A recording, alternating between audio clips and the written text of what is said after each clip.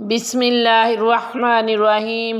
7 چیزوں سے پہلے اعمال صالحہ میں جلدی کا حکم۔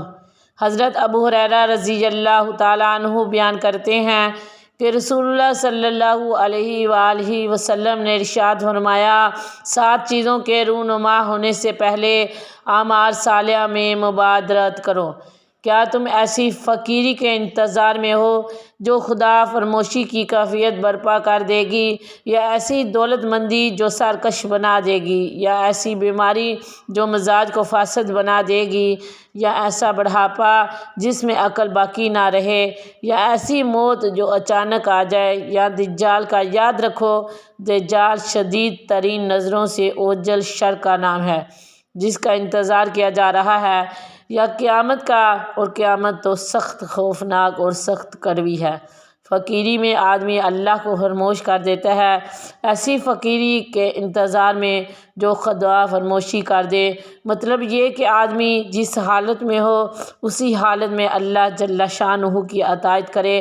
ایسا نہ ہو کہ اگر وہ فقر میں مبتلا ہے تو وہ اسی حالت کو اپنے لیے غنیمت جانے اور یہ سمجھے کہ مال و دولت کی وجہ سے جو خرابیاں پیدا ہوتی ہیں ان سے خدا نے مجھ کو بچا لیا ہے۔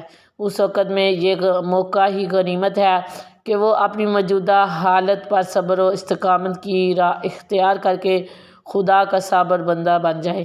اگر وہ اپنے فقر کی شاکی ہو کہ مجھ کو مال و دولت مل جائے اور مال کے جمع کرنے کے پیچھے لگ جائے تو اس کا یہ مال دولت کی خواہش کرنا سرکشی میں مبتلا اور راہ راست سے دور کر دینے والا ہوگا۔ تو اس کو چاہیے کہ اپنے لیے فقر کی حالت میں اللہ کو راضی کرنے والے اعمال کر لے۔ اسی طرح حدیث کے دوسرے جملوں کا مطلب سمجھ لینا چاہیے کہ اللہ نے جس حالت میں آدمی کو رکھا ہے وہ اسی حالت میں رہتے ہوئے اللہ کی اطاعت کرے اور وہ یہ خیال کر لے کہ یہی حالت میرے لیے بہتر ہے۔ اگر میری دوسری حالت ہو تو میں راہ راست سے دور ہو جاتا۔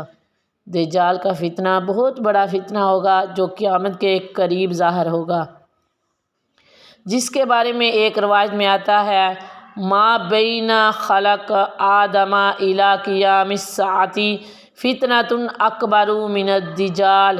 حضرت آدم علیہ السلام کی پیدائش سے لے کر اور دجال کے فتنے سے ہر نبی نے اپنی قوم کو ڈرایا۔ مطلب یہ ہوا کہ آدمی نیک اعمال کرے، اس سے پہلے کہ وہ قیامت کے دن تک دجال کی فتنے سے بڑا کوئی فتنہ نہیں ہوگا، کیونکہ دجال بہت بڑا فتنہ ہے۔ اس وقت میں اچھے لوگ اس کے فتنے میں مبتلا ہو جائیں گے۔ فالساعۃ وعدھا وامر، قیامت تو سخت خوفناک اور سخت کڑوی ہے۔ قیامت کا منظر دنیا کے سب مناظر سے سخت ہے۔